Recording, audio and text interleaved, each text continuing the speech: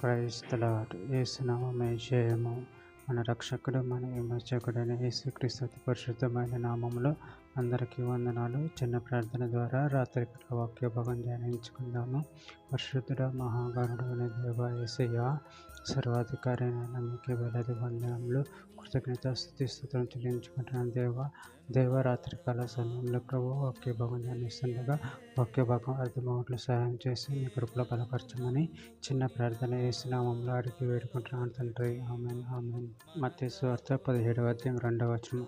ఆయన ముఖం సూర్యుని వలె ప్రకాశించును, ఆయన వస్త్రములు వెలుగు వలె తెల్లనిగా అయ్యెను. ఆమేన్. దేవుడి వాక్య భాగం దీవించును గాక. ప్రభు నుండి ప్రియులారా, వాక్య భాగాన్ని గమనించినట్లయితే ఆయన ముఖం సూర్యుని వలె ప్రకాశించిన, ఆయన వస్త్రములు వెలుగు వలె తెల్లని వాయెను. అదేవిధంగా వాక్య భాగాన్ని గమనించినట్లయితే రోమీయులకు రాసిన పత్రిక 12వ అధ్యాయం 2వ వచనంలో, మీరు ఈ లోక మర్యాదను అనుసరింపక ఉత్తమమును అనుకూలమును సంపూర్ణమైన దేవుని చిత్తం మీద పరీక్షించి తెలుసుకున్నట్లు మీ మనసు మారి నూతన మొగుట వలన రూపాంతరం పొందిడి. ఫిలిప్పీయులకు రాసిన పత్రిక 2వ అధ్యాయం 6-7 వచనాల్లో, ఆయన దేవుని స్వరూపం కలిగిన వాడై ఉండి దేవునితో సమానంగా ఉండుట విడిచిపెట్టకూడని భాగ్యమని ఎంచుకొనలేదు కానీ మనుషుల పోలికగా పుట్టి దాసుని స్వరూపమును ధరించుకొని తను తాను రిక్తునిగా చేసుకొనెను. యోహాను సువార్త 1వ అధ్యాయం 14వ వచనం. ఆ వాక్యం శరీరధారి గొప్ప సత్య సంపూర్ణుడుగా మన మధ్య నివసించిన తండ్రి వలన కలిగిన అద్వితీయ కుమారుని మహిమ వలె మనము ఆయన మహిమను కనుగొంటిమి.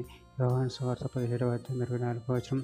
తండ్రి నేను ఎక్కడ ఉందనో అక్కడ నువ్వు నాకు అనుగ్రహించిన వారును నాతో కూడా ఉండవాలని నువ్వు నాకు అనుగ్రహించిన నా మహిమను వారు చూడవాలని కోరుచున్నాను. జగత్తుకు నాది వేయబడక మునుపు నువ్వు నన్ను ప్రేమించితివి. కీర్తన గ్రంథం 45వ అధ్యాయం 2వ వచనం. నరుల కంటే నువ్వు అతి సుందరుడవై ఉన్నావు, నీ పెదవుల మీద దయారసం వేయబడి ఉన్నది, కావున దేవుడు నిత్యం నిన్ను ఆశీర్వదించును.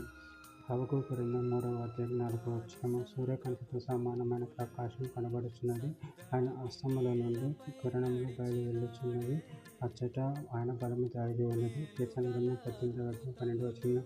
ఆయన సన్నిధి కాంతిలో నుండి మేఘములను వడగండ్లను మండుచున్న నిప్పులను దాటిపోయిన. చివరిగా ఒక మాట, ఫిలిప్పీయులకు రాసిన పత్రిక 3వ అధ్యాయం 21వ వచనం.